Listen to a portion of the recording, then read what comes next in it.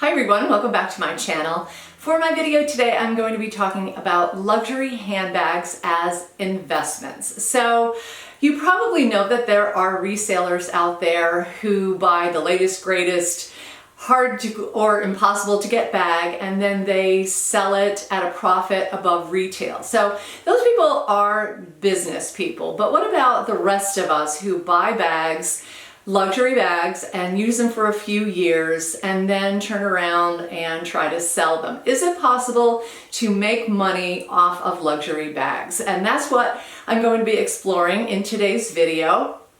I have been collecting handbags for over 20 years, and so I have a lot to look at, and I have a lot of experience when it comes to buying a bag and holding it for a long period of time. So I've got 7 current bags to show you, and at the end of the video I'm also going to talk about a real life sales situation where I bought a bag and then sold it, and I'll let you know whether or not I made any money. Before I begin though, I do have a little disclaimer. I am going to be talking about my own personal bags and giving you the price that I paid for them.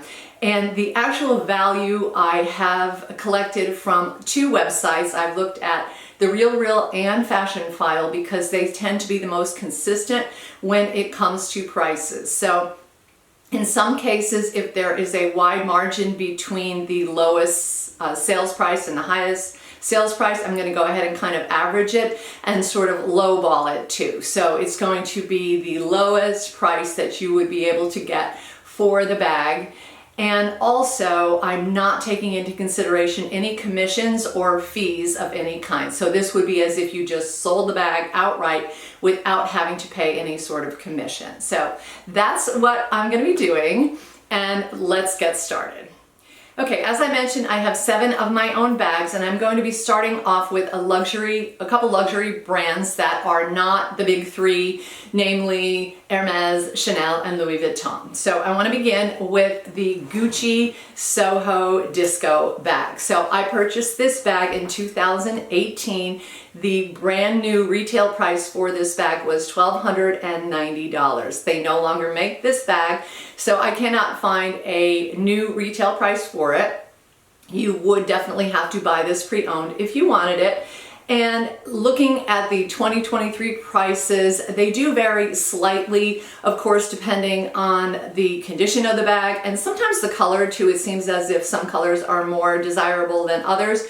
But the prices range from $1,000 to about $1,200 for this bag pre-owned. So the income potential for this bag is going to be about $100 loss, give or take. So you're really not making any money if you buy and then sell the Gucci Disco bag. My second bag is another high-end luxury brand, which is Givenchy. So I have my beautiful Givenchy small Antigona, and the Antigona is still available in stores in 2023. So the new retail price for this bag is $2,390. I purchased mine in 2019, and the price I got it for was $1,600 brand new. One thing I have noticed about the Antigona bag is that the prices vary widely on this bag, depending on the color and depending as well on the type of leather. So this is the sugared leather, and I was able to find exactly 1 bag in this exact color for sale, and they were selling it for about $750, but it really was not in great condition. There were a lot of ink marks and so forth.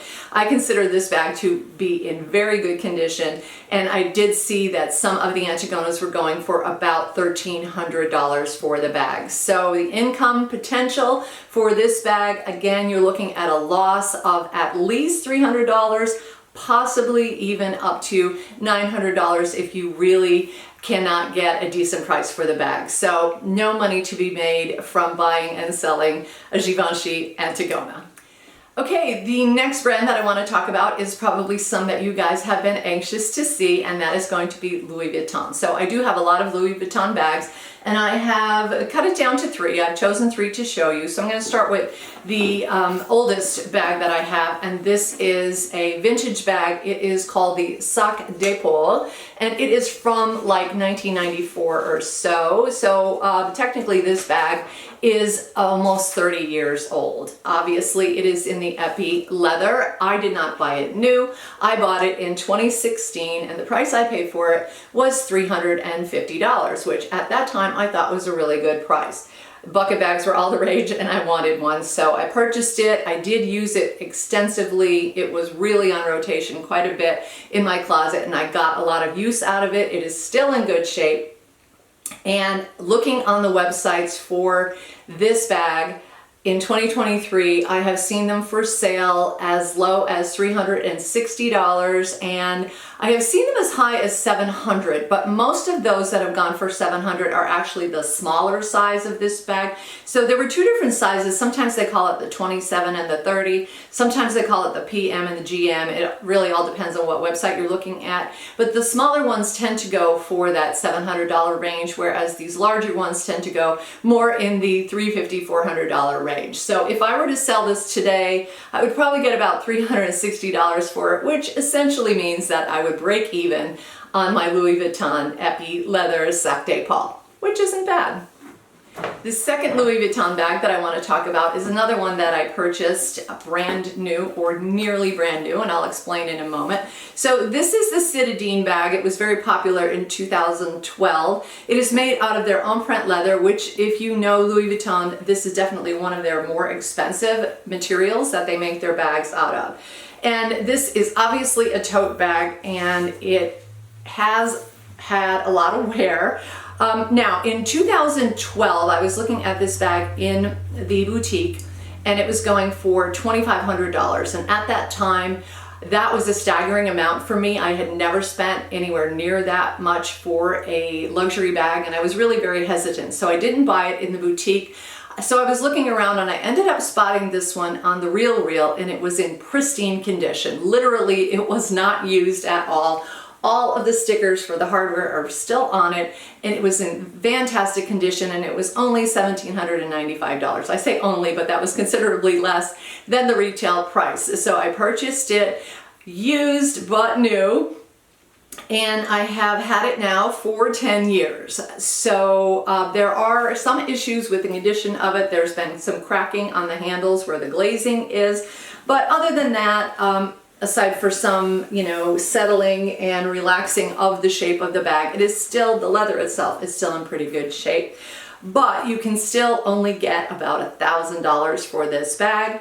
So if you were to sell it, you would probably be looking at an income, or a loss rather, of about $800, which is pretty substantial.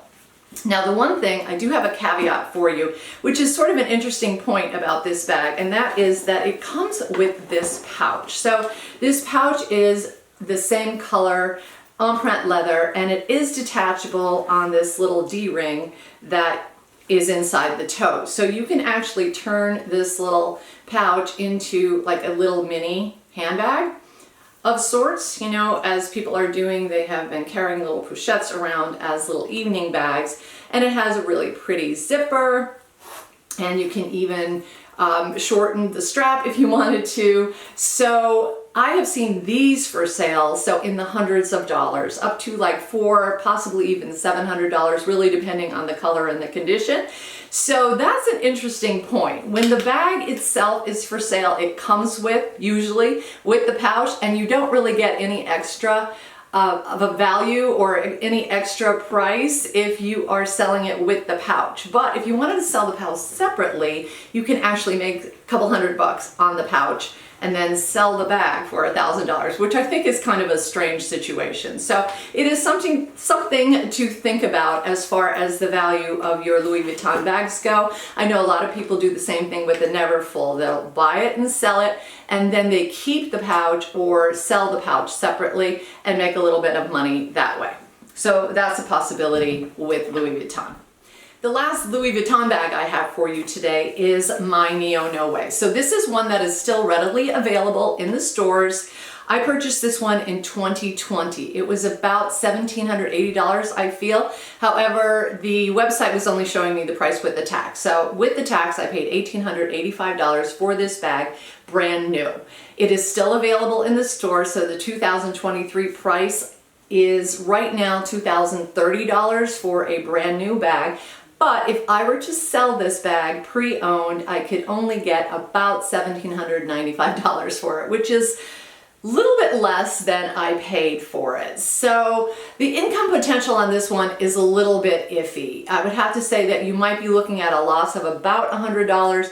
But perhaps if you have a bag that's in really excellent condition or a color combination that is really desirable, you may be able to make a little bit more on that. So you might break even or possibly even make like 50 bucks or so on the bag. So really more of a slight loss or a break even kind of bag. So a little bit surprising when it comes to the numbers on Louis Vuitton bags. I would have thought that you might have been able to make a little bit of money with Louis Vuitton, but it doesn't seem to be the case. All right, now let's talk about Chanel. So I have two Chanel bags. Both of them were purchased pre-owned. And the first one I'm going to talk about is this beauty right here. This is my vintage jumbo Chanel bag. It is probably from at least a 1994 or previously, because as you can see, it has the 24 karat gold plating on the hardware. This is no longer available, and I purchased this bag, or actually it was a gift from my husband in 2019, and it cost $2,800 back then. So if you were interested in selling this bag today, if you look for the prices that they are selling for in 2023, they are roughly around $4,300, and I have seen them as high as $6,000. Of course, it depends on the color and it depends on the condition of the bag. I would consider this bag, once again, to be in very good condition. There's also the original authenticity tag inside. So that is something to think about as well. So in reality, if I were going to sell this bag straight out without having to pay any commissions or anything, we are looking at an income potential of somewhere around $1,500 and possibly even more than that. So this bag, as old as it is, and certainly was a good investment. And the final Chanel bag that I have for you today is my reissue bag. This is in the 226 size. And as you can see, it is in this beautiful bronzy kind of metallic brown color. So I purchased this pre-owned from The RealReal in 2019, and I paid $2,200 for it. Now, it's kind of hard to find the actual retail value of this bag brand new, because if you go to the Chanel website, it says price available upon request for this bag is known as the 2.55 bag on their website, and based on the measurements that are given on the website, I would say that this is probably the large version of the bag. And the retail price that I was able to find after I did a little bit of looking around on the internet, someone actually posted all of the new prices versus the old prices after the price increases, the most recent price increases. And so it looks as if a 2.55 or a Chanel reissue bag is going for $11,000 brand new.